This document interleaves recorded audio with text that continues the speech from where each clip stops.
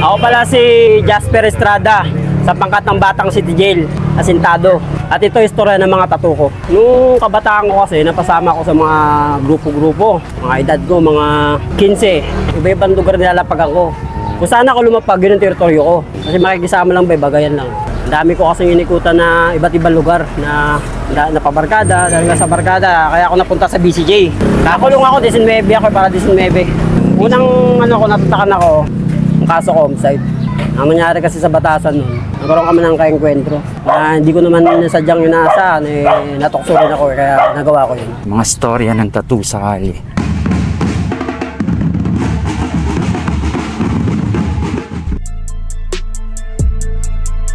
Mga tinta nasa loob ng karayong pag tinatak na sa balat ay nagkakaroon ng malalim na kahulugan ng imahe. Nakaupo ako nun, nakatambay kami nung tropa ko sa Batasan. Biglang may lumapit sa akin, dalawa, nakainom. Yung paglapit sa akin, nagigitara ako, biglang hinawakan yung gitara, kinuha. Itono mo, pag di mo tinono, ikaw ay tutono ko. Sinayaan ko, kinuha ko ulit. Pag tono ko ngayon, bigla akong sinapak, dito. Pag sapak ko ganun, tumayo ngayon ako, hindi alam niya, matalas akong dala, may dala akong tinapay. 29. Pagharap ko sa kanya, yun, tinira ko na. Pagsak ko ng gano'n, nakala niya bibiruhin ko siya. Tinamaan dito. Pag tira ko dito, lumusog yung isa. Tinira ko ng D12. Pag yun ko gano'n, hindi naman pala pumuntok yung D12. Hinabol ko ngayon ng matalas. Pag habol ko ngayon, siyempre, hindi na para ibigay natin yung buhay natin sa kanila, di ba? Iska po ngayon ako, lapag ako ng latex. Paano ka tayo natatuan ng BCJ? BCJ. Kwento mo. Ayun, hinahuli nga ako. Ito naman, doon naman to sa may Fairview. Nakaaway ko rin yung gwardiya dahil nga yung dating kakagusto sa akin na babae, gusto niya pala. Hindi ko alam na gano'n. Ako'y palitrip niya. Sabi, yung hinahanap niya ako, sino ba yung Jasper na yan? May nagkataon na napadaan ako dun sa mga tropa, nagiinuman. Tinawag ako nung dalawang kambal. Jasper, sagay ka muna. Pala kaibigan talaga ako. Paglapag ko dun, yung tao na yun, hindi ko alam na inaabangan na pala ako. Pag-abang sa amin, nagharapan kami. Pagharap, medyo mas nauna siya nakainom no? Ikaw pala si Jasper. Sabi ko, bakit kuya? Sabi ko pa nga medyo bata-bata pa ako. Hinawakan yung kamay ko, baga ako ng kamay, pinisa. Inatras ko ngayon ganun.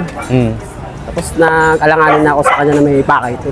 Nung nag-uwian na lahat, paalam na rin ako. Dumaan ako sa eskinita.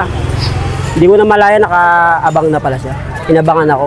Pagkabay niya, pagkabante ko, nakita ko, nakatubreso, nakatayo. Sinakala ko ngayon gano'n, sakalang kami. Pag sakal kong gano'n, kinagat ako, yan. Wala na, natatuwa na yan sa loob. Pero may marka pa rin. Oo, kinagat ako. Pagkagat ng gano'n, pagbunot ko ng laruan ko, pinalo ko sa ulo. Pinalo ko sa ulo ng laruan. 12 yung tayo dito, 12. Pagbagsak na, pak. Siyempre, isa lang yung lugar namin. Tinakbo ko sa labas, humabol pa. Doon kami nagbanatan ngayon sa labas. Bali ang kaso sa akin, prostrated homicide. Laki nung tayo niya dito. Yun yung unang pamamasukan ko. Unang experience ko, sa una talaga kung mamamasukan ka, kailangan ko ano yung tikas mo sa laya, pwede mo rin dalhin sa loob. Kasi hindi naman po pwedeng matikas ka nga sa laya, pagdating mo naman sa loob, di ba? Ano ka? Sa kulungan naman kasi, hindi naman kailangan dyan talaga maging siga ka eh. Respetuhan din dyan. Kung kailangan na binabara ako, di barakuin mo. Paggulong sa akin, pinalo ko agad ako ng Armalite nung kasi yung kaso ko nga, di ba? Ng pulis. Gabi pa lang yun. Tapos pinag-Spiderman ako dun sa Nag-Spiderman ako, nakaganon ako. Pinalo pa ako ng pulis ng patpat kasi ay buwang-bubanga ako eh. Pati yung mayor dun. Wala pa akong tatak nun pero nag-mayor ako. Symbol pa lang. O, 4 balls lang yun. O, 4 balls. Doon ako nabuhan sa Quezon City. Ito si Nugit, Batang Samar Leyte. Ito yung naging mayor namin sa Omar. Ito si Bito yan, si Nognog yan. Batang Batasan din. Bilang isang mayor, alam naman natin, hindi naman tayo bata para kung ano lang yung respetuhan sa loob, hindi lang ginagampanan ko. Ayaw ko nung walang iyang mayor, sabi mo, babarakuhin mo yung mga hindi. Tupad tayo sa pinapatutupad ng pangkat. Kasi pagdating sa presinto, sama-sama yan eh. Alam ba, BCJ, marami kami sa Sputnik. Di yun ang magmamayor. Kung sino yung majority? Oo, majority. Pero depende yan sa nagdadala. Kung talaga yung nagdadala, maraming alam, pwede ka magmayor. Hindi ka pwede magmayor na wala kang alam sa pangkat. Hindi mo kayang dalhin. Hanggang sa naibayan ako Quezon City, yun. Dun. Nakita kasi ako ni Nugit. Si Jasper yan. Kilala rin yan. Ang pagdisiplina ko, sumunod lang talaga sa patakaran ng Magna Carta. Katulad ng halimbawa, papapakilamanan yung gamit ng kaosa. Nagbabawal sa amin yan. Huwag mong pakikilamanan yung asawa ng kaosa. Huwag mong pakikialaman yung mga gamit. Hindi lang naman ang simple lang naman. Wala sa pagbiyahe ko ng Quezon City, no, sumalang ako sa asintado. Kasi lahat naman ng sinasalang ng asintado, yung mga buwalob, kakosa rin ang magluluklok sa'yo dyan eh. Dahil kilala ka nga sa laya eh. Katulad ito si Cesar Nugit. Uy, wag yung aanuin niya, si Jasper. Nagtitinda ako ng tinapa, nakita ko may sasakyan doon sa Lilac. Ito ang unang tumulak sa akin doon eh. Kaya nung tinanong ako, nung mayores, saka nanunungkulan lahat, sige, salang natin sa asintado yan. Sinalang ako sa asintado. Ang asintado may proseso yan. Sa loob ng bilibid, yung sinasabi ka sila, minsan nakare-kwentuhan, saksakan doon, saksakan dito, maraming tinira, no? May proseso tayo dyan. Hindi ka pwedeng basta timira ka ng timira kung wala kang tungkulin na mabigat. Hindi ka pwedeng tumira kung hindi ka nakasalang sa asintado, sa private escorting, sa birador o tinatawag na tirador. Tatlo lang kasi kumakatawan dyan sa loob ng bilibid, yung nagkakaroon ng tirahan. Yan yung mga isinasalang talaga sa tirahan. Halimbawa, paglabas ng mayores, lalapag ng plaza, susunod yung escorting. Buntot ngayon ng asintado.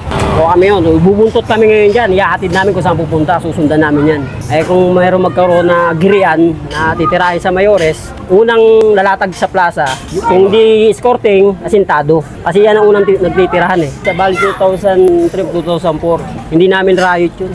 Riot ng ibang pangkat. Siyempre, damay-damay na sa loob ng Quezon City, di ba? Magkakagulo na. Kasi dumikit doon sa brigada namin eh. Nagbabasketball. Dapat, mingi na lang ng sorry. Nagkapigunan gano'n. Pinilit nila yung sarili nila. Ayun, nagkatirahan. Pag pagsalang, nagkatirahan na. Nasa gilid ako nun. Kasi sintado ako pwesto. Dumikit yung isa. Pagka na ako nun, pagtakbo sa plaza, sa ako, bumulagtaran. Kasi ang asintado kasi, sagrado yan. Oras na nakasalang ka dyan, kung anong oras mo, may basbas ka galing sa mga nanunungkulan. Dahil ba, magkaroon ng riot, titirahin yung mayores mo, natira mo yung kalaban. May basbas yan. Hindi mo kasi pwedeng upuan yung obligasyon na hindi mo kayang panindigan eh. Pag inupuan mo yan, kailangan panindigan mo yan. Sa'yo nakasalala yung buhay ng kakusa mo. Hindi mo pwedeng isalang-alang yung sarili mo na titira ka ng kalabang pangkat na hindi pangkalahatan sa pangkat mo. Hindi po pwedeng ganun eh. Hindi ka pwedeng basta tumira ng tumindi. Hindi mo po pwede yun. Lulubog ka nun. Kailangan kung ano lang yung nasa tamang usabidong ka lang. O unang titira dyan, escorting. Sunod kami yan, siyempre. Pag nagkarayutan na, papakawala na ng mga tirador yan. Ang mga merong kargada lang dyan, sa totoosin lang, ang mga tumitira dyan, asintado, private escorting, tirador o birador. Yan lang ang mga issue na matatalas. Bukod sa lahat ng mga wala, bawal sa loob na kakusa ka, wala ka sa tatlo nung kinukumpis kayo matatalas yan. Bawal yan. Kasi hindi ka papahintulutan ng nanunungkulan na magdala ka ng basta-basta ng matalas. Kaya ang mga tumitira, yun lang talaga. Asintado, private escorting, tirador at birador. Pansinin nyo pag nagkakaritan sa Muntinlupa, sino unang mga bumubulagta? Di ba yung escorting ng mga mayores? Di ba? Sunod mga asintado. Pag nagpakawala ng mga tirador. Maliban lang kung talagang pag sinabing buhos riot, yun. Lahat ng makakusa dyan walang tira, dampot. Pag inilatag yung armas at binuhos dyan sa Basilio, dumampot ka kung titira ka. Hindi ka pwedeng hindi ka dumampot. Bahala ka na kung mabubuhay ka ba o mamamatay ka. Yun lang naman dalawa sa kulungan eh. Doon sa loob kasi, asintado, private escorting, tirador, birador, isang katawan lang yan. Yan talaga ang mga tumitira sa loob ng selda. Kahit sa munti, ganun din. Kaya pag isinalang ka sa bilang asintado kasi, kailangan gampanan mo kung ano yung obligasyon na inatang sa'yo. Kasi pag di mo ginampanan yan, may kapurusahan din yan eh. Pwedeng mauwi sa takal dyan. Sino nga ba ang tumitira dun sa loob? Hindi naman pwedeng yung hindi sinasalang, titira ka dun, naagaw ka ng matalas, titira ka lang. Hindi pwede yun. Kasi hindi mo nga pwede isalang-alang yung sarili mo sa isang pangkat eh. Hindi pwedeng ikaw magdesisyon. May basbas yan kasi sila nga yung nakasalang. Ang tinatawag yan, sundalo panlabas. Pinanglalaban sa riot. Noong araw kasi, panahon namin, 2003, ang riot sa Quezon City Jail, minuto lang ang tinatagal, minutes lang. Pag nakita mo, may nakalatag na sa plaza. Ito sa panahon ngayon, 2017, nakita akong riot, batuan ng basura. Ito noong araw, labo 2003, talagang hanggang 2004. Talagang pag sinabing riot. Pag nagsagupahan yung asintado sa mga tirador, minuto pag hiwalay niya, may latag na dyan. Sigurado yan. Minuto lang ang tirahan dyan. Hindi ka pwede magtagal kasi magtagal ka, pag bungad ng empleyado, bulagta ka rin dyan, raratratin ka dyan, tatatatak. Patay ka. Kaya meron kami tinatawag na spotter, yung tagatingin sa, pag atak, puwet na yun, alis na. Saglit lang ang tirahan sa loob ng bilibid. Hindi mo ka pwede magtagal dyan.